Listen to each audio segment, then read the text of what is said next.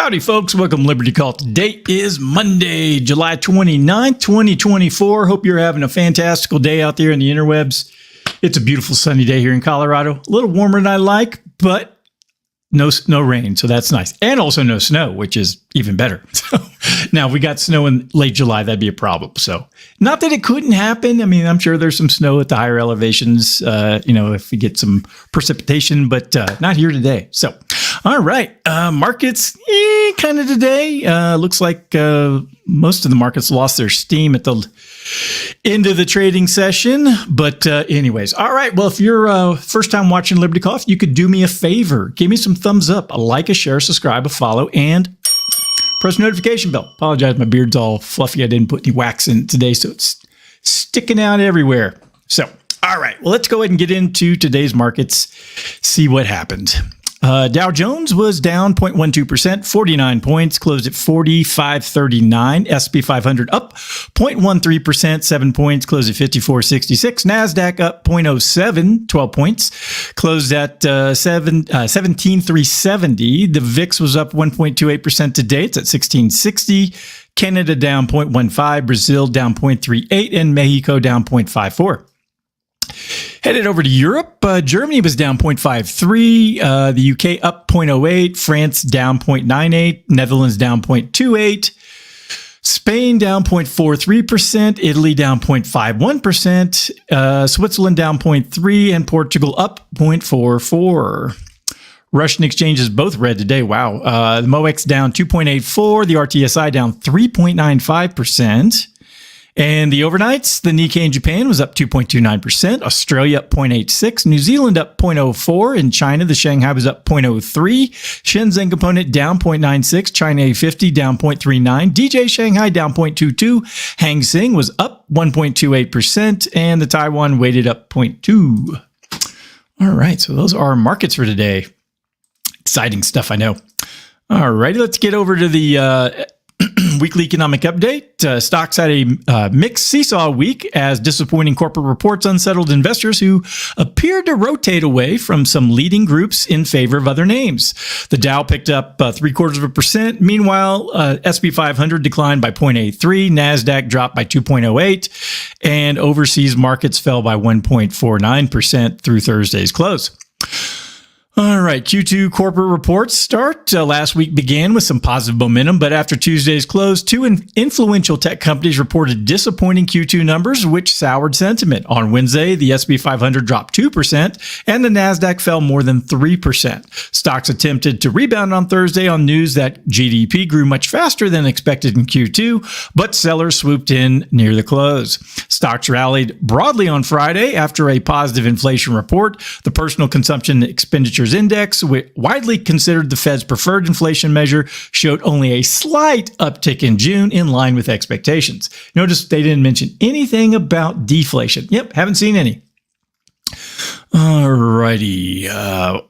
Watch the rotation. July 26th saw the end of the third consecutive week in which the Dow led the other two averages and its fourth straight week of gains. At the same time, the S&P and NASDAQ have been under pressure, with both posting losses for the second consecutive week. So far in July, the Dow is up nearly 4%, the S&P 500 is down slightly, and the NASDAQ is off by over 2%. This is a marked change from earlier in the year when the NASDAQ led. So it's kind of a reverse.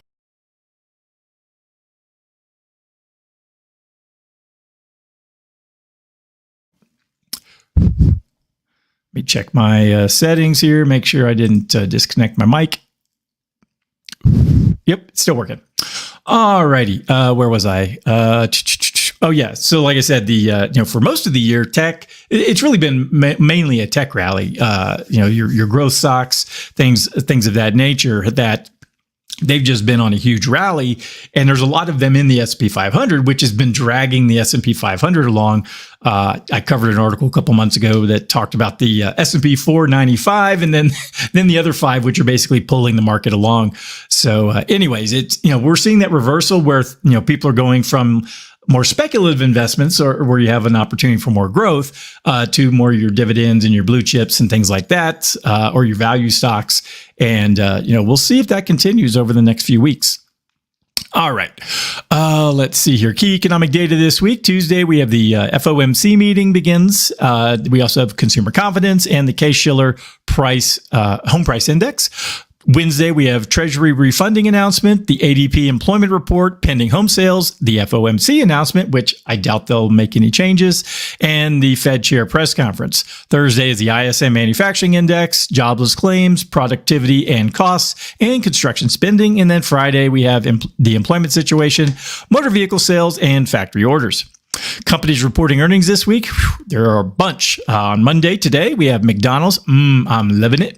Tuesday is Microsoft, Procter & Gamble, Merck, AMD, Pfizer, S&P Global, and Starbucks. Their coffee tastes like burnt paper. Wednesday, Meta Platforms, MasterCard, T-Mobile, Qualcomm, the Boeing Company, and ADP. Thursday is Apple, Amazon, Intel, ConocoPhillips, Booking Holdings, Vertex Pharmaceuticals, Regeneron, and Regeneron Pharmaceuticals. And Friday, we have Berkshire Hathaway, ExxonMobil, and Chevron. All right, so that is the weekly update. Do you feel smarter? I know I do. Let's move on over to the market recap for today. SP 500 edges higher ahead of a busy week as Fed meeting and big tech earnings loom. All right, the SP 500 edged higher on Monday as investors geared up for a crucial week of tech earnings reports and the Federal Reserve meeting. The Federal Reserve meeting, concluding on Wednesday, is expected to maintain current interest rates. Investors are keenly watching for any signals regarding potential rate cuts in the near future. I guess they're going to look in to see, well, what's he really mean when he's talking? It's like, again, I don't know what a 1/4% or 0.5% is really going to do for the economy. I mean, you're still going to have to pay 5, 6, 6.5% to borrow money at a minimum. But hey, if it makes people feel better, it's kind of like, putting a guarantee on a box, and inside the box is nothing but a piece of crap. So, I mean, you got a guaranteed piece of crap. Good job. Where were we? Okay. Potential rate cuts in the near future, especially given recent indications of cooling inflation. Economists from Goldman Sachs suggest that recent favorable inflation data from May and June may make a rate cut more likely. Traders are already pricing in a 25 basis point cut by September, as reflected in the CME FedWatch tool. Tech earnings reports this week is pivotal for tech earnings, with major companies like Microsoft and Apple set to report on Tuesday and Thursday, respectively. Other tech giants, including Meta, AMD, and Amazon, will also release their earnings throughout the week. The tech sector has recently faced a sell-off due to profit-taking and shifting investor focus towards economically sensitive sectors. Last week's underwhelming earnings from Alphabet have heightened caution with investors eager to see if investments in artificial intelligence are starting to pay off. Stock movements. McDonald's, despite reporting a surprise drop in quarterly global comparative sales, McDonald's stock rose by 4%. Optimism remains high due to the company's $5 meal deals, which launched on June 25th, which are expected to boost results in the latter half of the year. Do people really eat at McDonald's? I mean, the food is terrible. It doesn't even taste like meat. Anyways, and it's not even cheap anymore. I mean, back when I was in the Navy, every Navy base has a McDonald's on it. And if you're in San Diego, they got a Del Taco also. But, there was, you could always, if the galley was closed, you could always count on, going and getting, a, whatever the meals are, Big Mac meal, a quarter pounder, whatever. And it was like $3, and you could upsize it for $1 and get a large fry and Coke with it. And I mean, so for under $5, you could eat fairly decent. Well, not decently, decent for a 20-year-old. But, anyways, it's just shocking. I would not pay that, what they're charging for. Even $5 for a Big Mac and fries. No, I can make my own taste much better.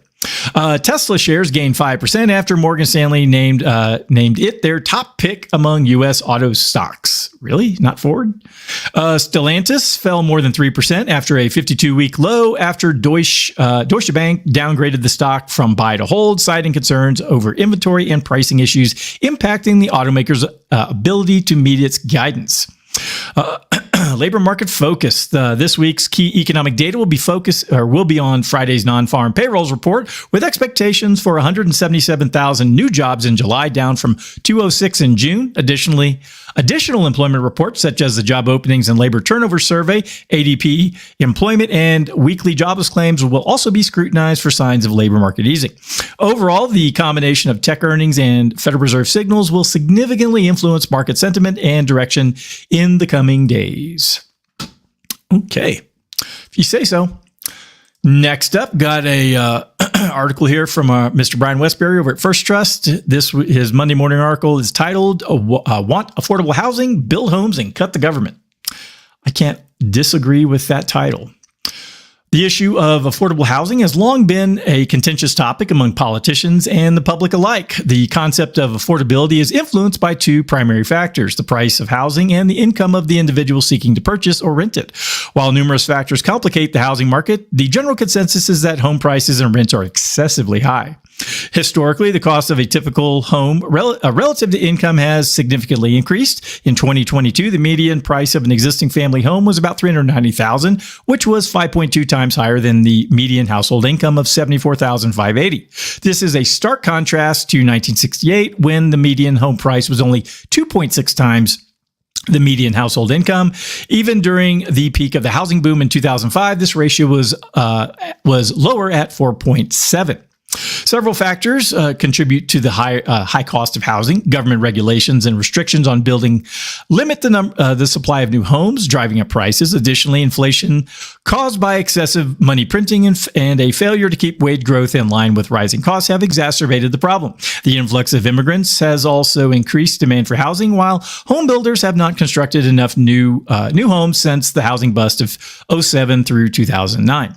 Now, granted, if you tossed out all the illegal aliens, you probably would free up. I mean, granted, these are not the people buying, super nice properties. They're usually cramming a dozen people into an apartment. So, all right. One significant yet overlooked issue is the impact of government expenditure and regulation on individual incomes. Federal, state, and local government spending, combined with the cost of compliance with regulations, consume at least 50% of the U.S. gross domestic product. This means that while working Americans on average retain only half of what they earn, shame, government programs, which are typically less efficient than private sector initiatives, further reduce the disposable income available to individuals. Yeah, they do. Moreover, the practice of taxing one group to fund benefits for another reduces overall economic efficiency and limits opportunities for home ownership. As government spending grows, housing affordability diminishes. The solution to housing affordability, therefore, lies in reducing government intervention and allowing individuals to retain more of their earnings. By curbing government expenditure and regulatory burdens, the market could potentially address the affordability crisis more effectively. And also, if people didn't try to live in places they can't afford. I mean, here in Colorado, Denver's quite an expensive place to live. And it's not like California or anything. But you see these people bitching and moaning that, I can't afford to live here. Well, then move. I'm sorry. If you have to go move to Kentucky and live out in the woods, if that's what you can afford, that's what you can afford. It's not my problem. My wife and I have done a somewhat decent job of planning ahead and gotten us to where we're at in life. And, it's not my problem, and we shouldn't have to pay more taxes so you can be my neighbor. If you can't afford to live here, I don't want you around. Sorry. All right. Next up, got one last article here. This one's from Zero Hedge. It's titled "I Fear for Our Nation," and was written by Charles Hugh Smith via the Daily Reckoning. All right. Mr. Smith explores the possibility of reliving the 1970s economic and social turmoil in the current decade. I am looking forward to it. He suggests that the U.S. may face stagflation due to excessive financial excesses and substantial investments needed to overhaul the industrial base and infrastructure, which would drag down productivity and profits.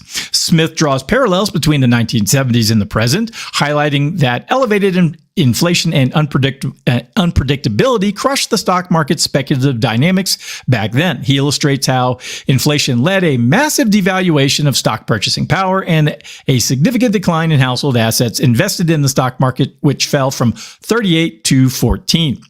Unexpected events and crisis characterized the 1970s. Smith recounts the oil embargo and gas crisis, the Watergate scandal leading to Nixon's resignation. Well, there's a whole lot behind the scenes that that the general public's never been told. It's really not what you think it is.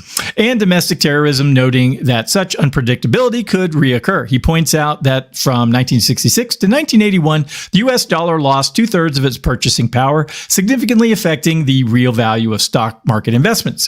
Smith also discusses the concept of phantom wealth, referring to the belief that stocks only go up. They don't. He warns that similarly to the 1970s, unexpected crises could disrupt the current economic stability. Looking ahead, Smith foresees potential twisters or disruptive events across various sectors, emphasizing the need to anticipate rather than predict these occurrences.